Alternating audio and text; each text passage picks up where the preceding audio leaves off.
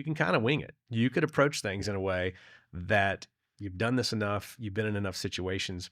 I meet a lot of MCs and a lot of people who want to be a keynote speaker, Mhm. and they kind of pride themselves on, yeah, I'll prep, but I'm really good on the fly. I mean, they like to feel that way and say that. But I'm hearing you almost, if there's a way to come across like that, maybe, but you're Right. really prepared behind the scenes. Yes, my all-time favorite quotation about this is Mark Twain, who gave even more speeches than I have, hundreds and hundreds. And he said this: "It takes me 3 weeks to prepare a good impromptu speech."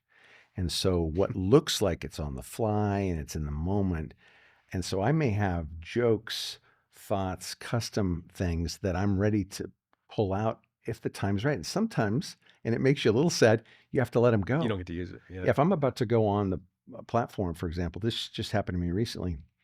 I had a joke ready to go. I had my transition ready to go, but that's not where the audience was at. They were in an Mm. emotional state. We had just seen a video that showed transformed lives, people having a terrible drug kind of experience in their life and then experiencing transformation. So it would have been so inappropriate for me to go, "Hey, I got a joke for you." Mhm. So I try to be in the moment, but over prepared.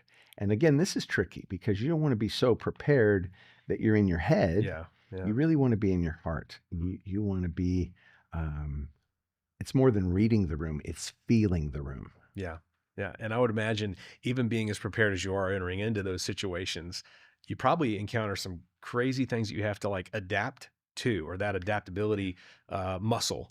How do you view that as you're in that What situation? you said just reminds me of what happened literally 2 days ago. So I'm about to go on and make a transition to the keynote speaker, introduce him. And the video they were about to play just didn't play. Oh no. Yeah. And so I know that video's about 4 minutes long. So I'm thinking, okay, do I fill and do 4 minutes of fun? Do I keep the mood kind of serious? Because it was a very serious video. And so you have to, as the MC, you have to make decisions sometimes quickly, and you want to go with your gut. So in this particular moment, I did get a laugh, but it was frozen on the screen. And I said to the audience, sometimes we just like to imagine the video content. And they all laughed. Yeah. And then I did transition to introduce the keynote speaker. And then, and this is the other key, one of them of being an MC is it's not just what you say on stage, it's the connections that you have with the meeting planner, with the AV team, if it's a larger event. So I went back, spoke to the AV team, and we thought this video would still be very appropriate for the end of the program. We don't want to lose it. Mm. So while the keynote speaker was delivering his message, they got the kinks out. And see, the audience had no idea. The audience actually, in the end, felt like that was intended, that the video play at the very end. I think a lot of them knew there was a glitch, but I thought it ended up being more impactful. So the key to adapting is kind of like the key to improv. You say yes, and you try to bring a gift. So if someone's having an emotional moment on stage, I don't want to force my transition. I might come up and put my arm around them. If I'm planning something serious, but something really funny is happening on stage, it's almost like being a football receiver. I want to catch the ball that's thrown to me, and it may not be thrown to me exactly how I want it, but once I have it, then I can run with it. Take it, run. Yeah. Yeah, that's very powerful.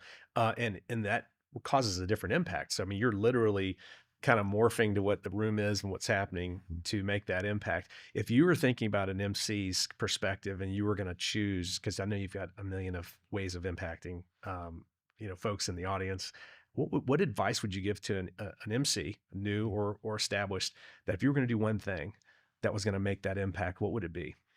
It probably goes back to my dear Irish grandmother who would say, God gave you 2 ears and only one mouth. And so it's all about listening. As an MC, you probably are a good talker, or you wouldn't be invited to be the event host. But you want to listen to what's happening in the room, and that doesn't mean you're always improvising, but you are like the barometer. Of what's the energy? A great MC will lift the energy of the room, but you can't do that unless you first feel the energy. So, but to answer your question very specifically, if I had to get rid of my magic tricks, my jokes, my ability to ad lib, I would trade it all for one thing, and that is connecting. I want to connect with the mission of the organization Mm. or the purpose of the event. And that might be a private party, someone's celebrating their 50th birthday or something. Right. So I want to connect to the purpose. And then I want to connect with the people. Hmm. And so getting to know their names, their faces, weaving in some interactive moments with them. And the great news is you don't have to be a comedian. You don't have to be a magician. You don't have to be a juggler to be a great MC, but you do need to be an excellent connector. Hmm. I think about your training program that you're putting together right now. We're going to do some more filming today while we're together to wrap things up. And you just touched on something that I was curious, and that is, do you have to be somebody to benefit from your course? Do you have to be someone that's thinking, I need to be an MC? This is my life goal, or No, could it be, yeah, a business owner, an entrepreneur, or somebody that's got a team, somebody who's in those situations? I would say yes. And so if someone wants to go full time, this course will really help them Hmm. because I cover the A to Z, the 10 real big keys. But let's face it, sometimes someone is a full-time teacher, or they're a speaker, or they're a pastor, or they're a comedian. And so doing MC gigs, Hmm. and by the way, that's a word that we use internally with other speakers and MCs and entertainers. But I don't think of it as a gig. I think of it as an opportunity to make an impact. But yes, this course I think is the most complete course that I know of that covers everything. So even if you just want to dip in here or there and learn more about engaging an audience, or learn more about how to establish yourself in those opening moments, or learn more about how to end a program so you leave people wanting more and not wanting to leave. But there are so many opportunities. There are thousands and thousands of events every year in North America alone, corporate events, associations, trade shows, private parties, fundraisers, galas. There's so many opportunities. And once they have a great MC, they'll ask you back oftentimes year after year. I have one client, awesome client called Westfall Gold, Hmm. that has raised several $billion for nonprofits, and they have booked me more than 200 times. It's been a great privilege in my career. But I share this with you so that our viewers will know the difference, and this is a lovely difference from being an MC or speaker or an entertainer, is if you have a speaker one year, the next year you probably need a different speaker. If you have an entertainer, like let's say the after dinner entertainer, like, well, she was great, but next year we should get someone else. Hmm. The MC, because he or she becomes the face of the event and the heart of the event. I had one client have me 8 years in a row, and the only reason they stopped having me is they were no longer doing that conference. And Hmm. so that is a real bonus to being an MC is repeat business. Oh yeah, and your strategies, you touched on this a minute ago. Your strategies aren't just about like how to get hired, how to get booked, Right, right. but it's really how to prolong that relationship because Yeah, getting to know the team, acting as an extension of that team, or being enveloped into their mission and pivoting like that. That's all like we want this guy back because you're a safe place for them, or that's right. you make them look good. I love that you said that. I think maybe you should do the next course on this because you Yeah, nailed it. yeah. It's our temptation as presenters is to say, how can I look good?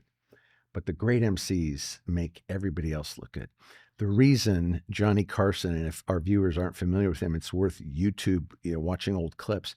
The reason he's considered or was considered the king of late night was he was funny, he was had some characters, but he always made his guests look good. Yeah. He always set them up for the laugh or the singing moment or their movie or whatever it was. And so I want to be strong as an MC. I want to be a leader, but I always want to put that spotlight back on the other presenters, and they may not be pro communicators.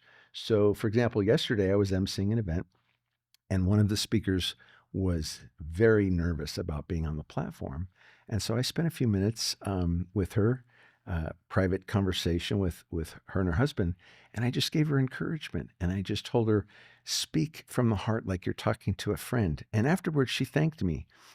And so, being an MC is about being on stage, but Mhm. it's also about shepherding people through an experience. Mm, that's amazing. You mentioned galas a second ago and fundraisers, which Mhm. I know you've done hundreds and hundreds of them. When you think in terms of the financial side, there was almost a way to contribute as an MC to helping during that fundraiser Mhm. or that gala. How do you approach that? How do you think about that, and how do you approach that?